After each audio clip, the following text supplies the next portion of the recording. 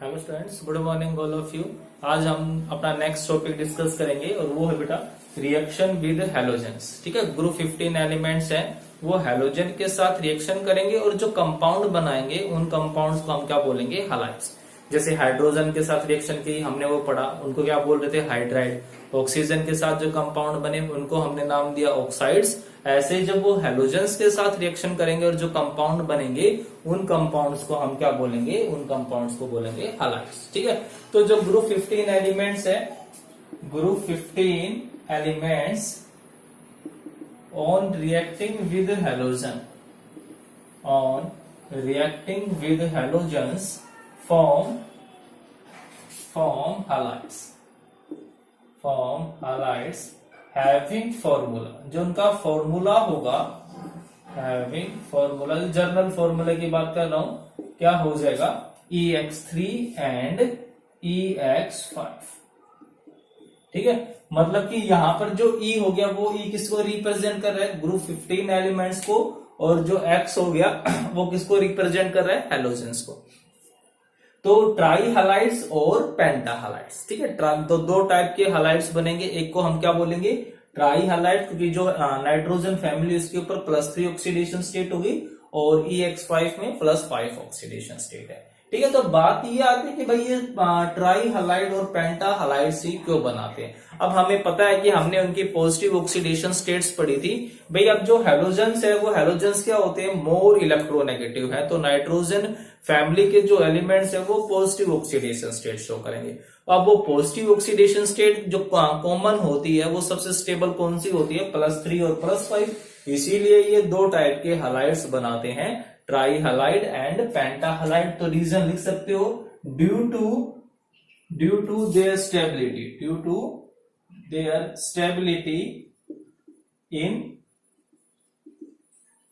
+3 and +5 oxidation state. ठीक है, ये +3 और +5 ऑक्सीडेशन स्टेट शो करते हैं, इसी वजह से ये ट्राई हैलाइड और पेंटा हैलाइड्स बनाते हैं। तो अगर हम सबसे पहले अगर हम बात करें ट्राई हैलाइड्स की, तो जो ट्राई हैलाइड्स है हमारे पास, ठीक है, जिनका कॉमन फॉर्मूला क्या हो गया, EX3।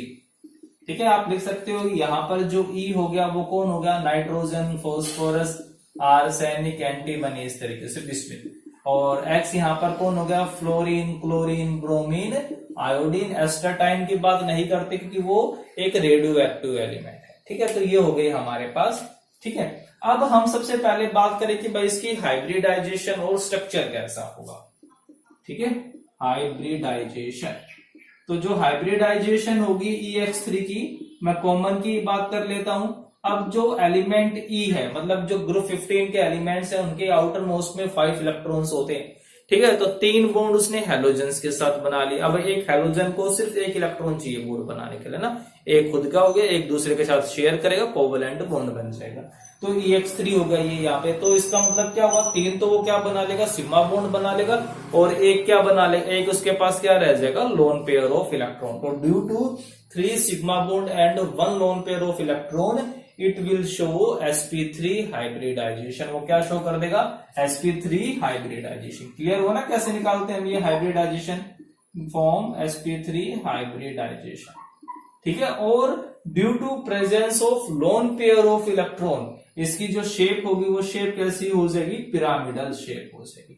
इसकी जो शेप होनी चाहिए थी वो कैसी होनी चाहिए थी, टेट्राहेड्रल होनी चाहिए थी, but due to presence of lone pair of electron its shape will be pyramidal. ठीक है, जो इसकी शेप होगी वो पिरामिडल हो जाएगी। अगर मैं बात करूं NF3 की, ठीक है, तो नाइट्रोजन के ऊपर एक लोन पेयर ऑफ इलेक्ट्रॉन होगा और ये 3 फ्लोरीन के एटम्स हो गए, and it will make a pyramidal shape and hybridization will be sp3। Clear है। अब जो जितने भी होंगे वो सब के सब इसी तरीके से बना लेंगे। अब बात आती है बॉन्ड एंगल की, जो इंपॉर्टेंट है, एग्जाम में बॉन्ड एंगल्स में अरेंजमेंट पूछ ली जाती है। ठीक है, तो हमारे पास हाइब्रिडाइजेशन और स्ट्रक्चर फाइंड आउट हो ही गया है। अब बॉन्ड एंगल के लिए हम क्या चेक करते हैं, electronegativity of central atom and terminal atom. ठीक है, हम बॉन्ड एंगल जब भी चेक करेंगे तो हम चेक करेंगे कि इलेक्ट्रोनेगेटिविटी किसकी ज्यादा है, किसकी कम है। तो मैं इसमें दो टाइप के एग्जांपल ले लेता हूं। फर्स्ट एग्जांपल मैं वो ले रहा हूं जिसमें टर्मिनल एटम सेम रखते हैं हम, ठीक है, जैसे NF3, PF3, ASF3, ठीक है। इसी तरीके से स्टीबाइन ट्राइफ्लोराइड एंड बिस्मुथ ट्राइफ्लोराइड, ठीक है। हमारे पास ये तीन हो गए, सॉरी ये कंपाउंड्स हो गए। अब जो इनकी हाइब्रिडाइजेशन सबकी sp3 है, ठीक है, जो शेप है सबकी पिरामिडल ही है। अब मैं दो टर्मिनल मॉलिक्यूल्स उठा लेता हूं, nitrogen trifluoride and bismuth trifluoride, ये उठा लेता हूं। अब जो नाइट्रोजन ट्राइफ्लोराइड है ये हो गया हमारे पास, ठीक है, और दूसरा कौन सा हो गया, बिस्मुथ ट्राइफ्लोराइड। तो जब आप देख रहे हो यहाँ पे टर्मिनल एटम दोनों जगह बिल्कुल सेम है, चेंज कहां पर हुआ है, सेंट्रल एटम यहां पर चेंज हो गया, ठीक है। तो अब यहां पर बात करेंगे अब सेंट्रल एटम की इलेक्ट्रोनेगेटिविटी। तो सेंट्रल एटम की इलेक्ट्रोनेगेटिविटी नाइट्रोजन की ज्यादा होगी कि बिस्मुथ की ज्यादा होगी? तो सिंपल सी बात है, नाइट्रोजन स्मॉल साइज है, इलेक्ट्रोनेगेटिविटी इसकी बिस्मुथ से कहीं ज्यादा होगी।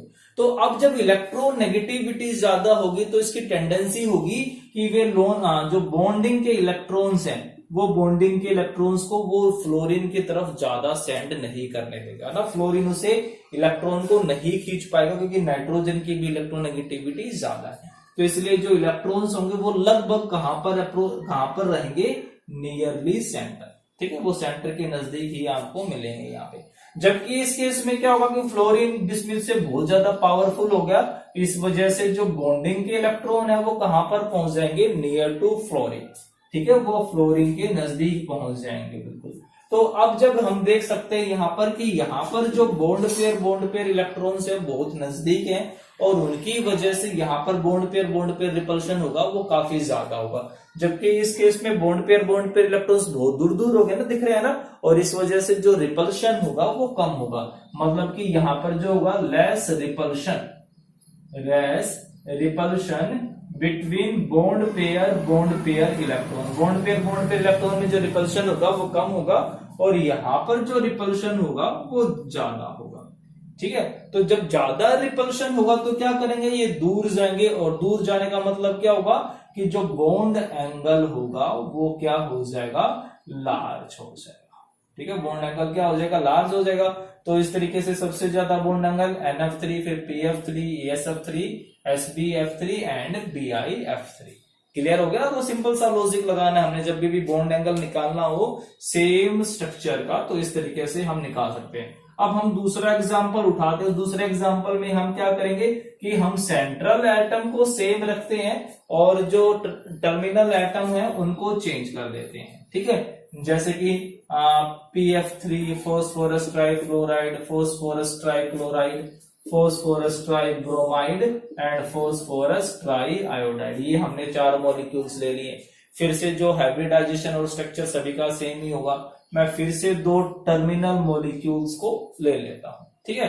अब हमारे पास कौन आ गया, फॉस्फोरस ट्राइफ्लोराइड, भाई पिरामिडल शेप आ गई, और लास्ट है हमारे पास फॉस्फोरस ट्राइआयोडाइड, फॉस्फोरस ट्राइआयोडाइड। अब देखेंगे जो सेंट्रल एटम है वो दोनों जगह सेम है, बट जो टर्मिनल एटम है वो क्या हो गया, चेंज हो गया। तो टर्मिनल एटम यहाँ पर कौन है, फ्लोरीन है। फ्लोरीन की इलेक्ट्रोनेगेटिविटी क्या होगी, ज्यादा होगी। तो ये बॉन्डिंग के इलेक्ट्रॉन्स को अपनी तरफ अट्रैक्ट करने की पावर ज्यादा रखता है। तो वो क्या करेगा कि बॉन्डिंग के इलेक्ट्रॉन जो कि बीच में होने चाहिए थे उनको अपनी तरफ अट्रैक्ट कर लेगा और फॉस्फोरस से दूर हो जाएंगे। जबकि यहाँ पर जो आयोडीन है उसकी इलेक्ट्रोनेगेटिविटी फ्लोरीन के कंपैरिजन में बहुत कम होगी, तो वो सेंटर के जो बॉन्डिंग के इलेक्ट्रॉन है उनको अट्रैक्ट नहीं कर पाएगा और वो लगभग सेंटर के पास ही रह जाएंगे। तो अब जब कंपेयर करूंगा मैं रिपल्शन, फिर से कौन से इलेक्ट्रॉन के बीच में, बॉन्ड पेयर इलेक्ट्रॉन रिपल्शन। तो ये, और मैं यहां पर भी जब चेक करूंगा बॉन्ड पेयर इलेक्ट्रॉन रिपल्शन, तो वो रिपल्शन ज्यादा कहां पर है, वो रिपल्शन दोनों इलेक्ट्रॉन नजदीक है ना। जब सेम चार्जेस के 2 ऑब्जेक्ट नजदीक होंगे तो क्या होगा, रिपल्शन होगा। तो यहाँ पर जो रिपल्शन है वो कैसा हो गया, लार्ज रिपल्शन हो गया।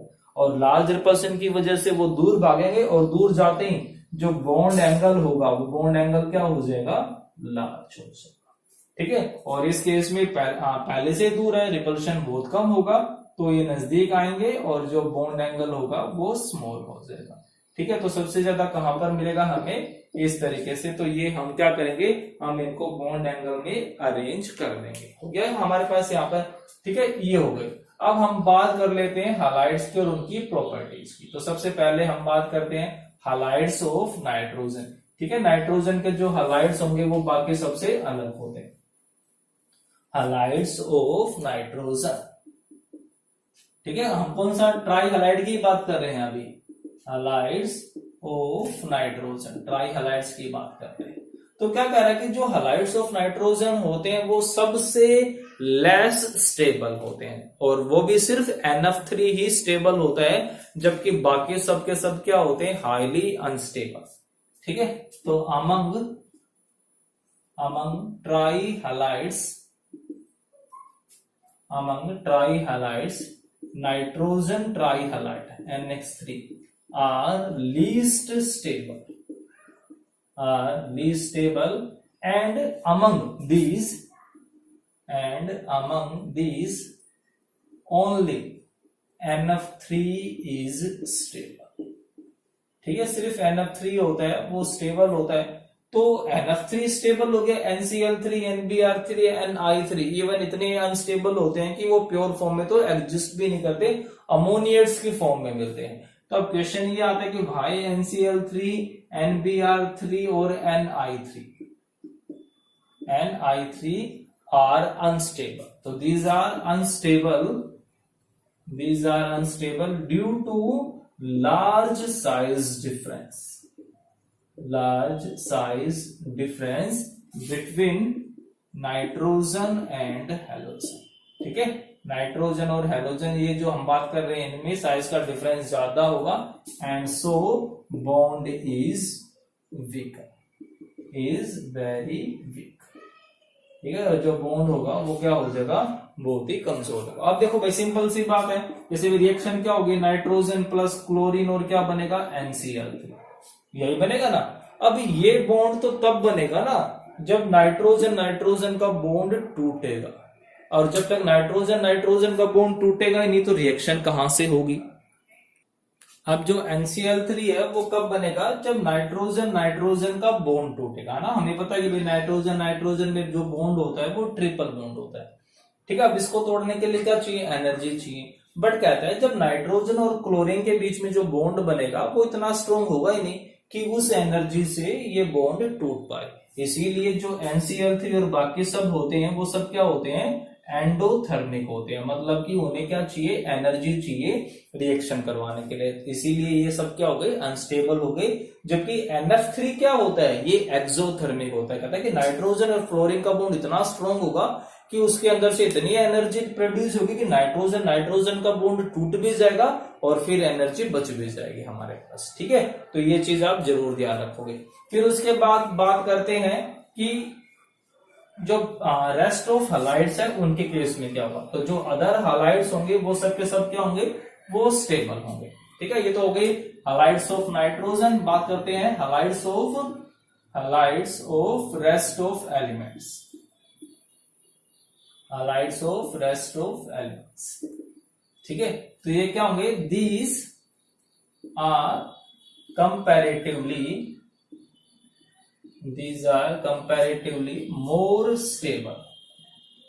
more stable and as we move down the group their ionic character increases। ठीक है, इनमें जो आयोनिक कैरेक्टर होंगे वो इंक्रीज हो जाएंगे। और वो आयोनिक कैरेक्टर इंक्रीज क्यों होंगे, सिंपल सा लॉजिक है कि जब हम डाउन द ग्रुप जाएंगे इलेक्ट्रोनेगेटिविटी डिफरेंस बढ़ेगा और उसके अंदर क्या आ जाएंगे, आयोनिक कैरेक्टर आ जाएंगे। ठीक है, अब हम बात कर लेते हैं इनकी प्रॉपर्टीज की। ठीक है, प्रॉपर्टीज ऑफ ट्राई हैलाइड्स। तो सबसे पहली जो फर्स्ट प्रॉपर्टी है वो आती है हमारे पास हाइड्रोलाइसिस, कि भाई जब हम इनका हाइड्रोलाइसिस करवाएंगे तो क्या होगा। हाइड्रोलाइसिस का मतलब क्या होगा, reaction with water in presence of either dilute acid और बेस। तो जब हम इनका हाइड्रोलाइसिस करवाएंगे तो जो प्रोडक्ट होगा वो नेचर ऑफ एलिमेंट पे डिपेंड करता है। जैसे मैं हाइड्रोलाइसिस करवाऊंगा NCl3, ध्यान रखना NF3 इज नॉट हाइड्रोलाइज। ठीक है, ये चीज देखना, NF3 is not hydrolysed, is not hydrolyse. NF3 hydrolyse क्यों नहीं होगा? क्योंकि नाइट्रोजन और फ्लोरीन का बॉन्ड इतना स्ट्रॉन्ग होगा कि वो टूटेगा ही नहीं, ठीक है। बाकी सब हाइड्रोलाइज हो जाएंगे। तो यहां से क्या बन जाएगा? NH3 प्लस हाइपोहेलस एसिड, ठीक है। इसी तरीके से अगर मैं हाइड्रोलाइसिस करवाऊं PCl3 प्लस वाटर का, तो यहां पर क्या बन जाएगा? Hypophosphorous acid plus HCl। और अगर इसी तरीके से मैं आर्सेनिक ट्राइक्लोराइड का हाइड्रोलाइसिस करवाऊंगा तो क्या बन जाएगा? H3ASO3 प्लस HCl, ठीक है। तो इस तरीके के जो एलिमेंट होंगे वो डिफरेंट हमारे पास कंपाउंड प्रोड्यूस करेंगे, ठीक है। स्टीबाइन ट्राइक्लोराइड की अगर मैं रिएक्शन करवाऊंगा तो क्या बन जाएगा? स्टीबाइन ऑक्सीक्लोराइड प्लस HCl, और इसी तरीके से बिस्मिथ कंपाउंड प्रोड्यूस करेगा। तो जो हाइड्रोलाइसिस होगा, हाइड्रोलाइसिस होने पर अलग अलग प्रोडक्ट बनेंगे और वो डिपेंड करेंगे नेचर ऑफ एलिमेंट। और जो इंपॉर्टेंट चीज थी वो क्या थी कि जो नाइट्रोजन ट्राइफ्लोराइड है उसका हाइड्रोलाइसिस नहीं होगा। और हाइड्रोलाइसिस क्यों नहीं होगा? सिंपल सी बात है, बॉन्ड इतना स्ट्रॉन्ग होगा कि वो वाटर से टूट ही नहीं पाएगा। मतलब हाइड्रेशन एनर्जी इतनी ज्यादा प्रोड्यूस नहीं होगी कि नाइट्रोजन और फ्लोरीन के बॉन्ड को ब्रेक कर पाए। नेक्स्ट आता है हमारे पास, नेक्स्ट प्रॉपर्टी है एसिडिक नेचर, एसिडिक नेचर, ठीक है। तो except nitrogen halide, except nitrogen halides, अगर हम नाइट्रोजन के हैलाइड्स को छोड़ देते हैं, ठीक है, then other halides behave as Lewis acid, behave as Lewis acid due to presence of vacant d orbital, due to presence of vacant d orbital, ठीक है। लेविस एसिड क्या होते हैं? जिनकी टेंडेंसी होती है लोन पेयर ऑफ इलेक्ट्रॉन्स को लेने की। अब नाइट्रोजन के पास तो है नहीं कोई डी ऑर्बिटल की, भाई वो लोन पेयर ऑफ इलेक्ट्रॉन को रख ले, तो फिर वो क्या करेगा? वो एसिड की तरह बिहेव भी नहीं करेगा। जबकि बाकी एलिमेंट हैं कि जो हैलाइड्स हैं वो सब के सब लेविस एसिड की तरह बिहेव कर जाते हैं। जैसे PCl3 प्लस 2 क्लोराइड आयन, तो इसके पास जो लोन पेयर है उनको कौन रख लेता है? PCl, ठीक है। और ये बन जाएगा हमारे पास। तो इसका मतलब क्या हुआ? उसने लोन पेयर को एक्सेप्ट किया, 2 लोन पेयर को। वो क्यों कर पाया? Due to presence of vacant d orbital. तो अगर मैं बात करूं कि इनकी स्ट्रेंथ की, कि सबसे ज्यादा स्ट्रॉन्ग लेविस एसिड कौन होगा, तो भाई लोन पेयर ऑफ इलेक्ट्रॉन्स को अपने पास रखना है, तो उसके लिए क्या होनी चाहिए? चार्ज डेंसिटी सबसे ज्यादा होनी चाहिए, इफेक्टिव न्यूक्लियर चार्ज सबसे ज्यादा होना चाहिए। तो वो इफेक्टिव न्यूक्लियर चार्ज किसके पास होगा? फास्फोरस के पास होगा। तो सबसे स्ट्रॉन्ग एसिड कौन हो जाएगा हमारे पास? फास्फोरस के हैलाइड, ठीक है। इस तरीके से आर्सेनिक, फिर एंटीमनी, और लास्ट कौन हो जाएगा हमारे पास? बिस्मिथ वाला। वो सबसे लीस्ट एसिड होंगे क्योंकि यहाँ पर जो बिस्मिथ है उसकी पावर इतनी होगी कि नहीं कि वो लोन पेयर ऑफ इलेक्ट्रॉन्स को स्टेबली रख पाए, ठीक है। अगर मैं बात करूं कि हमारे पास PF3, PCl3, PBr3 और PI3, तो इनमें से सबसे स्ट्रॉन्ग एसिड कौन होगा? अब सबसे स्ट्रॉन्ग एसिड वो होगा ना जिसकी सबसे ज्यादा भूख होगी लोन पेयर ऑफ इलेक्ट्रॉन्स को लेने की। और सबसे ज्यादा भूख किसकी होगी? जहां पर फास्फोरस सेंट्रल एटम पे सबसे ज्यादा पॉजिटिव चार्ज होगा। तो फ्लोरीन की इलेक्ट्रोनेगेटिविटी सबसे ज्यादा है, वो फास्फोरस के चार्ज डेंसिटी को कम कर देगा। अब वो क्या करेगा? जल्दी से इलेक्ट्रॉन को लेने की कोशिश करेगा। तो सबसे ज्यादा लेविस एसिड कौन हो जाएगा? PF3, ठीक है। ऐसे ही हमारे पास जो बेसिक नेचर है, ठीक है। अब लेविस बेस की तरह कौन काम करेंगे? लेविस बेस की तरह काम करेगा नाइट्रोजन के हैलाइड्स, क्योंकि नाइट्रोजन के हैलाइड्स एसिड तो है नहीं, ठीक है। Due to presence of lone pair of electron it have tendency to donate, ठीक है। तो नाइट्रोजन के हैलाइड्स क्या करेंगे? लेविस बेस की तरह बिहेव करेंगे। तो nitrogen halides behave as Lewis base, behave as Lewis base due to presence of lone pair of electron, due to presence of lone pair of electron, कि उनके पास भाई लोन पेयर ऑफ इलेक्ट्रॉन है और इन्हीं loan pair of electron की वजह से वो लेविस बेस बन जाएंगे, ठीक है। वो इलेक्ट्रॉन को डोनेट कर सकता है, हमें पता ही ये बात है। अब बात आती है कि अगर हम उनको अरेंज करें तो सबसे स्ट्रॉन्ग कौन होगा?